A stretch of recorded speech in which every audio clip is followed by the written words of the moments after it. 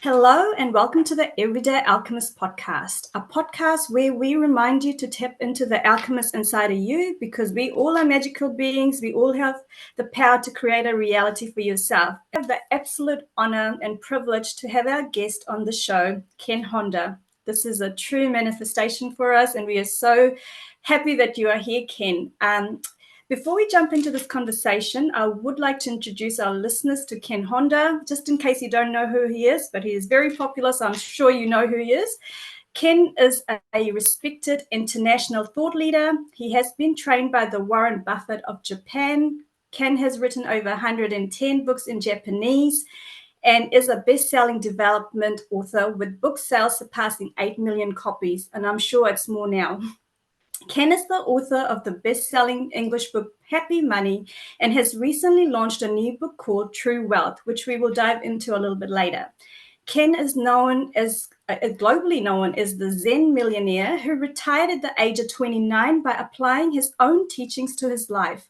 Since then, Ken has been on the path to bring Zen teachings to the world, teaching us what he has learned about money and human nature, and now he is helping us humans develop a healthy relationship with our finances. Ken is also a speaker on the MindValley platform and is a highly regarded personality amongst the great thought leaders of today. It gives me an absolute pleasure, Ken, to have you here. Thank you so much for being on our podcast. Also, Iko, we're really excited to have you on the podcast and look forward to having this conversation with you. Thank you. I feel the same way. Thank you. So, Ken, the work you do and the wisdom you share is just amazing. And honestly, we can go in so many directions with you on this topic. But I think the conversation I'd like to start is at the place of Happy Money, because it is your best English bestseller until now. But I know your other book has just hit #1 as well. But so can you maybe start and tell us, what is the philosophy of happy money? What is your definition? So happy money is money that makes you smile when you receive it, and also gives you deep joy when you spend it. So that means that as a result of making somebody smile, you receive money. So after making somebody happy, you receive the money. That is happy money. And also when you spend the money, you can bless the person you're giving the money to and appreciate for the services or the goods that you're exchanging with the money. So whatever you do, appreciation is there. And unfortunately, we're in the flow of unhappy money, where we feel frustrated when we receive money and also get upset or angry or anxiety when we spend money. So, but 95% of us are in the flow of unhappy money. Ken, why do you think people have such a fear and they are so unhappy with their money? So I think money is tied up with our survival. When we were farmers hundreds of years ago, we didn't tie money with survival. We could grow our own food and it's okay. But after us moving into the city, we need to pay for the mortgage or the rent, and also we need to buy water and also food with money. So no money, no food, no life. That's sort of like deep in inner consciousness. So when our money decreases, when we buy something, and then we feel like, oh my God, if I just keep spending, this way, I'll be out of money, and then I'll be thrown out on the street, and then no food, no shelter. I'm gonna die. So that gives you like a anxiety. I think that's why we feel money-related stress. Okay, and maybe people haven't been taught that they also need to heal their money wounds. We always talk about, going through growing up and maybe having family wounds where, the relationship suffered, and we go and see a counselor. But I think we haven't been taught enough that actually you do have money wounds as well. And we haven't been told that your mindset is actually what creates more money. Would you agree with that? Yes, and unfortunately, we have never been guided about Mm, money, you know, and also the sexual issues are very similar. You know, it's so taboo that we don't mm, talk about it in our family. So, but it's very important because everybody loves money, and as much as we love money, we hate money. So for money, like come on, and then Yeah. like please don't come. So it's like this yeah, love and hate relationship with money. yeah. So, how do you think someone that is listening and this is a new concept to them, happy money, they've probably never heard of happy money. How can they start today? What can they do as a very first step to cultivate a good relationship with money? Money is just energy. So, and it's neutral, but you can put a negative energy onto it or Mm, positive energy to it. If you want money to be friendly, fun, being, you can start appreciating your money. I'd recommend arigato your money. Thank your money for being in your life. Thank you, your money, for being with you when you spend money. And also always just have a positive attitude with money. So you have less stress. So when you just let go of money, you can say to money, thank you for being with me. Come back with your friends as quickly as possible, please. brilliant, because I think I mean my husband Nick and I practiced this and we learned it from you. We arigato our money, even when we're spending, even when we're bringing in money, and our mindset has really changed. And it's amazing. It's like a magic formula that when it's like attracts like. So when you arigato your money, you do see the effect of it, and it has been an incredible learning, and that's something Nick and I practice daily in our life. And on the emotional scale, gratitude is up here as a vibrational frequency. So when you are in that frequency, not only do you attract more money, but you're more happy, and it overflows into other areas of your life. Exactly. That's why I suggest a very simple arigato your money technique that I learned from my mentor Wahe Takeda, who used to be called Warren Buffett of Japan. He Mm-hmm. said, arigato your money is the first step. And then it'll open the door of appreciation. Whatever you appreciate appreciates. If it's opportunities, you have more opportunities. If it's money, you have more money. If you appreciate people, nice people will be attracted to you. Absolutely. And we are testament of that. Our life has totally changed just by practicing gratitude because, as I was just mentioned earlier, our daughter has special needs and our life could have gone in a very different direction with her diagnosis. But me, Nick, and I, as parents, chose when thought leaders like you, Michael Beckwith, and all these other people come and teach us things. If you just start to practice it, it actually does make a difference. So I thank you for your teaching, and I will let Nick go into the next segment, which is about your new book. Thank you. Thank you. Thanks, Norma. Just changing subjects here, Ken. So just wanted to focus on True Wealth, which is your new book that's really come out. And in the book, it is a story about Kay, which is a 20-year-old, and he receives 9 letters from his wealthy grandfather. There we go. Yes.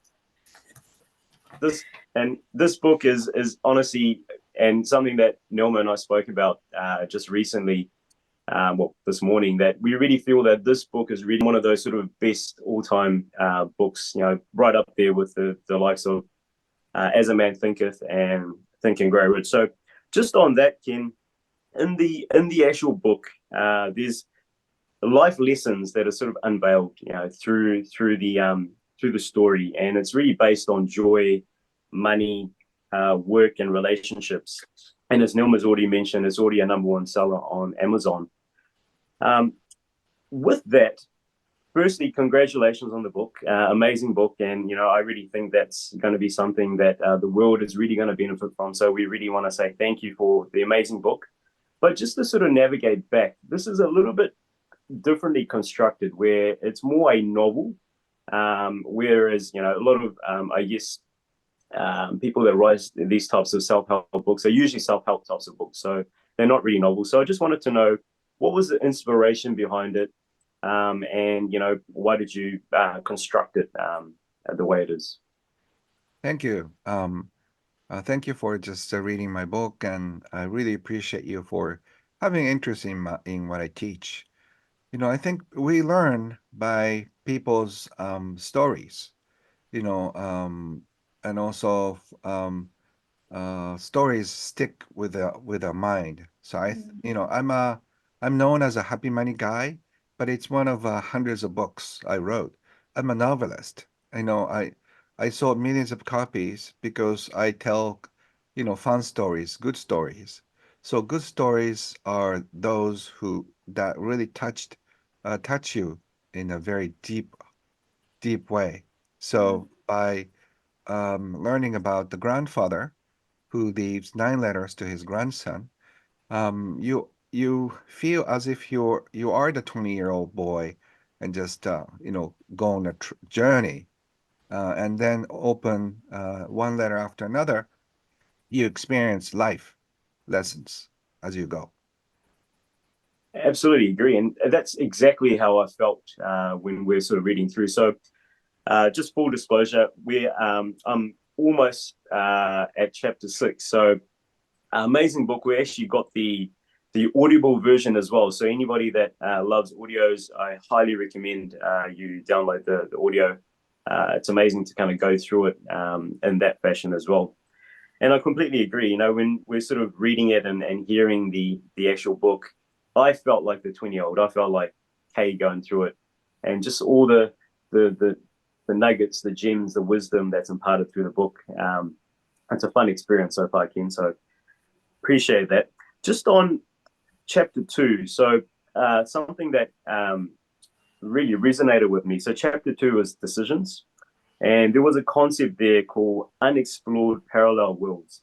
And I really found this to be quite profound, where, a lot of the time in life, we're sort of looking at things that we're doing in a very two-dimensional type of way. Whereas in that chapter and with that particular phrase, it encourages you to look at the world from a higher plane.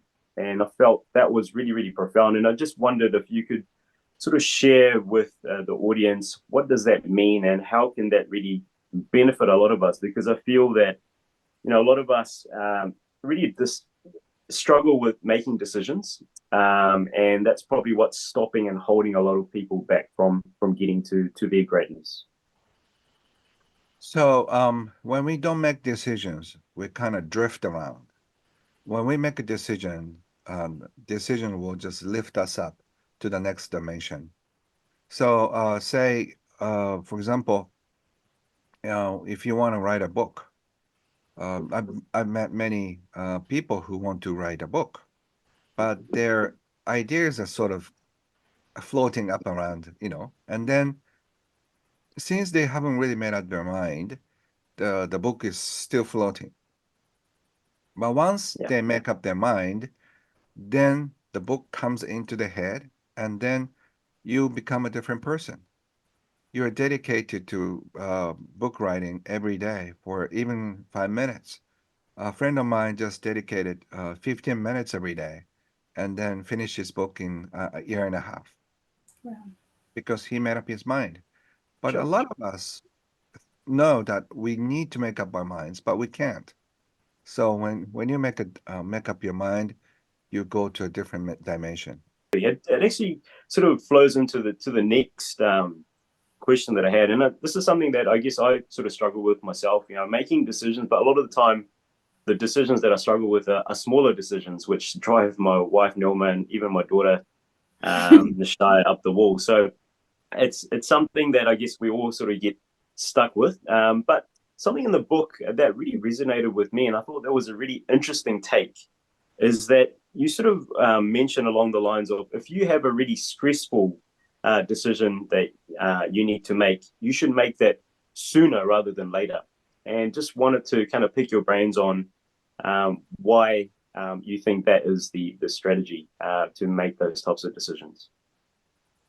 Because, many of the decisions we make, it doesn't really matter which path we take. Because we're going this way or we're going that way, we may end up on the same street. So we might as well make a decision quick and then keep going. A lot of us stagnate and then wonder at the cross section of life, and then sometimes we spend years thinking which is better. But oftentimes we just, instead of just getting stuck at the intersection and then wonder which one is better, we could have taken whichever the path and then keep going. And then when we think that may be a different path, you can take another one. It's almost like you drive a car and then you punch in the destination. And instead of getting stuck in the garage, you keep going. It doesn't really matter if you take a right or left, a car navigation will guide you. But as long as you keep going, you get closer to the destination. But if you get stuck in the garage and wonder, should I go right? Should I go left? And then which is the right path? And just stay there, wait there for like 2 hours. Your life will be stuck there. So that's the metaphor. Absolutely, and I love that. I think they often say, and I've heard this many a time, that the richest ideas sort of deposit is in the graveyard, because a lot of people just had these decisions and had these ideas and never really made a decision whether to take the right or the left, or to get started. So, Great. Just love this conversation because it truly is just about getting started. Most people get stuck in that decision. And if they can just even take one step, I always say, if you take one step, the universe will take 10 steps towards you. So I just really love that conversation. Just sticking with your book, Ken, in the first chapter, Kay, the character, was given a letter that spoke about the opportunities of that, because in our life, we see synchronicities every time, everywhere. And I was so far. This has been my very favorite chapter. So if someone is listening and they don't understand the concept of maybe synchronicities, can you please maybe tell them what it is? Do you know, like in conjunction to coincidences as well? So synchronicities are coincidences keep happening in your life. So, when something just happens to you, like last year, a few years ago, the word Hawaii kept coming to my life a few times. When something happens twice, I pay attention. And when something comes into me 3 times, I listen very hard. And then Hawaii came to me like 4 times. So that's why I ended up doing a Hawaiian retreat. So, sometimes say it could be Tokyo, or it could be book, or it could be author, whatever the words that you keep hearing, and also whatever the opportunities you keep bumping into, that is a sign. So we often overlook our signs. We just take it just a coincidences. But the synchronicities are coincidences that cannot be overlooked. So it keeps happening. So by connecting the dots, by connecting the coincidences, you know the whole picture. You're guided towards something that's going to support your happiness. So just listen to synchronicities. Look, pay more attention to coincidences in your life, because they happen for your happiness. And then act on your intuition is also very important as well. Absolutely. Absolutely. And it's the universe is always working in your favor. Universe, God, a higher power is always there. I think what we have learned is we don't actually get too scared in life anymore, because we know at the end of the day, there is a plan. And if you just look out for the signs, for me, it's butterflies, it could be a rainbow. We all have our specific signs. And if you, like you said, once, twice, third time, this is not a mere coincidence. And that's one of the very first concept I learned in my spiritual journey. There's no such thing as a coincidence. So when it keeps happening over and over again, it's your internal guidance system trying to push you into the right direction. Exactly. So I'm all for this following my heart, following the synchronicities. because, by following synchronicities, a lot of fun stuff happens. Mm-hmm. Yeah, absolutely. I think sometimes people have to sort of take a step back and let the universe guide them as well. It's again, it comes down to your mindset as well. Once you dive into the self-development world and the spiritual world, all the tools are there. It's just about getting started and everything sort of appears. Since we are talking about the universe, I did hear in one of your interviews recently that you in your 20s did a mystical course. This got me very excited because I am all about mystical stuff, Reiki, healing, manifestation. So can we, because I think that was the only interview I actually heard you speak about that. Can you maybe take us down a journey of your mystical journey, what you learned and how you use it in your everyday life? And if you could talk about your money angels as well, please. Yeah, so I look at the world in a very unique way. We don't see uh, things if we don't pay much attention. Mhm. So all the good things that we have in our life are actually invisible.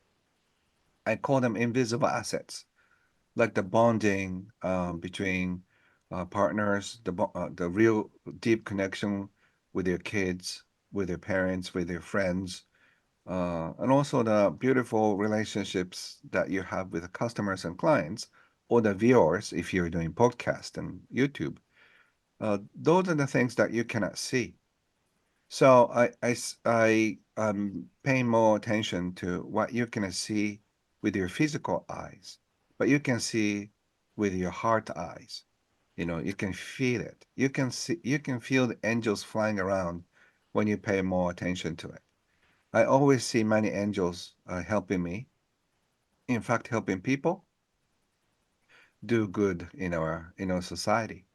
So when I spend money, I always tell my money angels, to just bless the world. When these angels fly out, they're just keep blessing everybody, and Mhm. then they can come back to me with so many friends. So that's what's happening. So and also I see all the beautiful energies, um, and also as much as all the bad ones in the world. So you have a choice of focusing which side you want to see. So there are so much sufferings in the world, but there's also so much beauty and love in the world. So if you start seeing energetic sides of the world, you'll see a totally different picture. So do you have any specific rituals or meditation that you do on a daily basis to enhance this mystical, spiritual side of you? Or are you at that stage now where everything, because you're in the flow, everything sort of comes to you? So this is my meditation, by living my life, by being in the present moment. This is my meditation. So, like, having a chat with my new friends, this is an exciting meditation. And sometimes when I write, that is more of a quiet meditation. When I talk to thousands of people, that could be also a great meditation as well. So, for me, uh, after I wake up, my meditation starts. And after I go, I love that. And I know Nick will be beaming because Nick is sort of that he's in that mindset as well that you don't have to always just make quiet time for this, for your spiritual part. And we should be living our spirituality every single day. So I absolutely love that. Thank you, Ken, for sharing that. Nick, I'll pass it over to you. Yeah, no, that was beautiful, Ken, and I 100% resonate with that. I think you need to become it, and I think that's where, you know, there's a lot of practice out there in terms of distilling your mind, and obviously all those things help and they're all tools. But if you're not really living your purpose or being, that authentic thing that you're supposed to be, then you're kind of missing the point. But just yeah, so I just wanted to kind of change tack and conversation to something else that I'm really keen to get your sort of take on. And so, as you know, the world today is really facing some really tough economic sort of challenges, with many that are still in recession. or headed towards recession. So it's almost like the global economy is almost like in a long hangover since we had COVID. And I have this view where I feel that the global monetary system needs to be reset at some point. And I sincerely believe it'll be sort of done at some scale by 2033 at least. And I feel that that's because there's a tremendous amount of pressure that's been placed on the middle class where they really are getting the brunt of it. So there's a lot of challenges, obviously, with earning enough money to be able to cover the basics like food and shelter, and it's almost creating this new lower middle class where they really have next to no support from the government. They're in kind of like no man's land. So, and that's the same category where mental health has really become a major factor because they feel like they're stuck, they're being sort of strangled and not supported. And I feel that that's why this kind of reset with the global monetary system needs to be done. Now, I do also believe that it's not going to sort of follow the same traditional path that we've had up until now. I really think it'll be something along the lines of some kind of a barter or trade type of economy. It won't be like a Bitcoin or gold commodity sort of driven type of initiative. But I'm really keen to kind of get your take on what you feel the future money or monetary system will be. And I know you've got some interest in this area as well. So yeah, keen to get your thoughts on it. Yeah, so I think we're going to experience some kind of a big change, turmoil, we can call it. And then I don't know what's going to come out of it. I'm just writing a book on the future of money. And, when we take a look at the history in the past, salt and pepper were so precious. People try to kill each other for. So when salt and pepper was so precious, and water too, we just had a war. But nobody fights for just a packet of salt. You can go to McDonald's and you get it for free with a ketchup, right? Sure. So why? Because there's abundant of salt. And so, we don't need to fight against each other to get just salt. So like money will be probably there, but we pay less attention to it. I always ask my audience, how many of you know exactly how many gallons or liters of water you spent in your house? I've talked to hundreds of thousands of people. There are like two people who knew. They work in this sewage company, water company, so they know. But so people know how much they paid for the water system, but they don't, people don't pay much attention to how many liters you spent.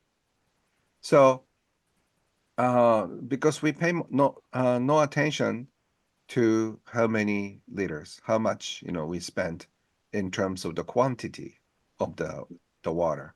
You have no idea how many liters you spend on a 5-minute shower or a bath, and you don't know how much it costs to flush a toilet.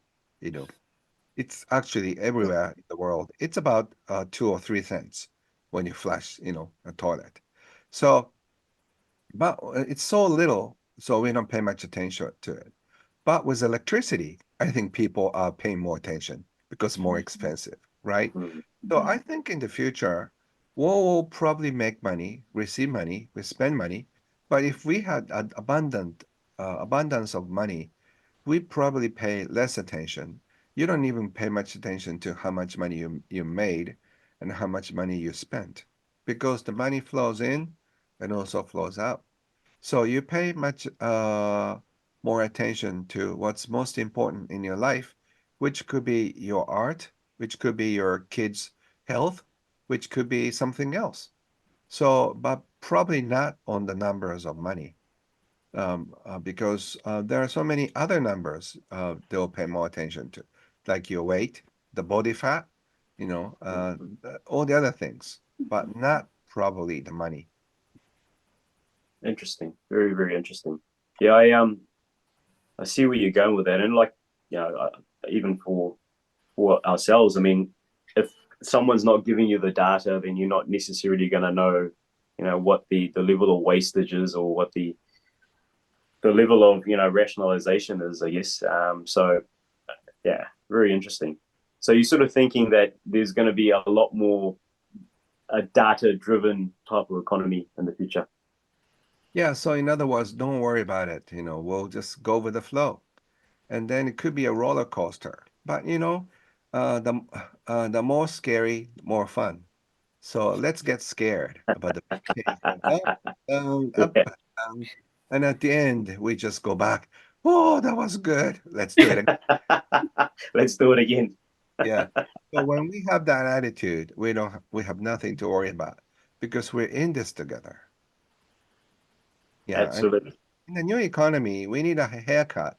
We need to send our kids to school. We need to have a clothes. We need to have a need for manicure, pedicure. There will be some activities. Human species will not die out, so there will be some kind of activities. And with the AI just helping us, we may need to change jobs, but that's for fun. If you have been doing accounting, you may have been bored. You should do something else. So AI will just put you out of business. That's a great thing. That's great news because you can do something else. So you can take everything more positively because like getting stuck in an old job may not necessarily bring happiness to you. Absolutely. It's almost using technology as an enabler to get, you know, into something that's obviously going to feed your soul potentially. Yeah. I just had another question or burning question. You know, Ken, you've met, interviewed with many millionaires and billionaires in your lifetime. I'm just curious to know, who was that sort of I guess, the happiest millionaire that you ever met, and what do you think were the reasons why you sort of saw that in him or her? The face of my mentor Wahe Takeda comes into my Yes. head because he was not only the wealthiest, one of the wealthiest individual, but he was one of the happiest. His business, cookies for babies. So, young parents kept sending him all the, fan letters, thank you letters, to him. He believed in making good cookies for babies, and so they melt in their mouth, right? Mhm. So he just came up with the best ingredients, the most safe ingredients. And in the process of making the cookies from flour, eggs, and water, sugar to the real products, it takes about 2 days. So in the process of the factory, he played the kids' song "Arigato, Arigato, Arigato," for 2 days. So in the process of being made, these cookies have listened to 1 million times "Arigato." Wow. So Wahe said, so these cookies have absorbed the vibration of 1 million thank yous. Wow. So when you feed these cookies to babies, it's good for nutrition wise, but the vibration wise, 1 million thank yous will be melt and absorb into the body. It's not scientific, but I really love and appreciate the ideas. That's why his cookies were the most popular ones, and it tasted good too. Gosh, I've got goosebumps as you sort of said that. I mean, that's right up our alley with Nilma and I, and you know, a lot of the conversation, and you know, we bless our water every morning. We put intention and vibration and speak into the water, as you know, the famous sort of water experiment that was done by Moto. So yeah, like, you know, everything is energy, like you said, and everything carries that vibration. And simple things like, you know, blessing your water every day. I think there's some really profound effects that you can have on yourself and your family. Yes, exactly. So that's why I always say to my books, like, so when like this book comes out, I always just stroke and then thank you for being with me. I always say arigato, my book, and then I put in the process of making these books, I I put 1 million thank you too in my prayer and in my meditation. So every sentence I write, every word I write, I just say thank you, thank you, thank you. So also, the reason why I sold almost 9 million copies of my books is that there's so much love and generosity and friendship and thank you energy in the books. So I don't think my books are any better than that, but I think it has a higher vibration, and also people can feel it. That's why they pick them up at the bookstore. Absolutely. You can feel it. As we were listening to your book in the weekend, we could not stop. And we feel energy because we do Reiki. We feel energy. There's such a high vibrational coming off you. Just speaking with you, as soon as you came on, I had to take a breath and go, oh my God, he's here, because you just bring so much positive energy with you. So I am not surprised it's gone to 9 million, your copies, and it's going to surpass that. Absolutely. So Yeah, thank you. it's not scientific, but I believe in sharing with your heart, sharing with your energies, because people can feel it. Yes. Absolutely. Amen. I had one last question before I wrap up my segment and pass it over to Nilma, Ken. But I'm really curious to know, and this is one that I ask all the guests that I've been able to interview with Nilma, and it's my favorite question. But what do you think is the meaning of life, and why do you think we're here? I think here is a like a fun school. And before we are born, we set out our curriculum. Some people health, some people relationships, some people business, some people relationships. And depending on the curriculums we chose, I think we are experiencing hardships and also challenges. And by just solving problems, by just sharing our love and sharing our anxiety, sharing our agony with other people, I think we are here to learn about love. So when it comes down to one thing, I think we are here to learn about love at this school called Earth. So we are just learning about love in many different ways. So some people through relationships, some people through love. And so I think after we learn things, we go to the next dimension. And sometimes I think we may come back because we wanted to learn more. It's almost like enjoying the roller coaster. Uh, you know, I want to go back and just enjoy another one. So that's how I feel.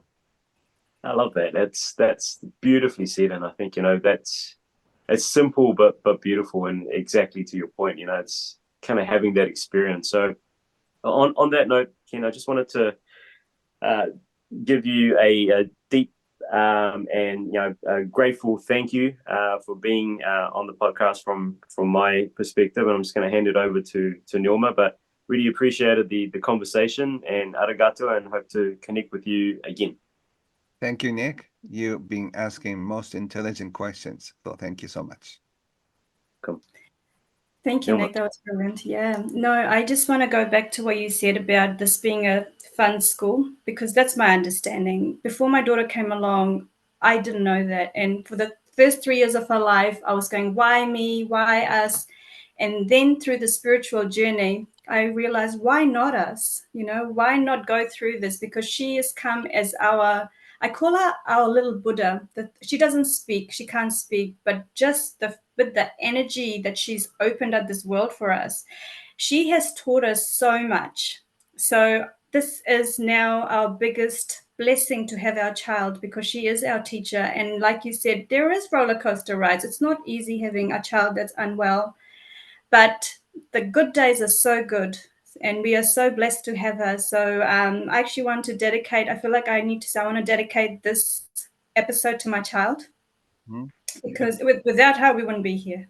And it's just been an absolute honor to have you here, Ken, because people like you are so needed, because there's a lot of suffering in the world, but you come with so much fun and such a beautiful energy, and it is so needed. So I just sincerely thank you from the bottom of my heart for being here and being yourself. So continue doing what you do. Thank you so much. The same words for you. You too are shining the world and bringing hope to the community. So thank you for being the light of the world, and please keep shining. Thank you, Ken. If anyone was wanting to connect with you, where can they find you? And I can just put it in the show notes.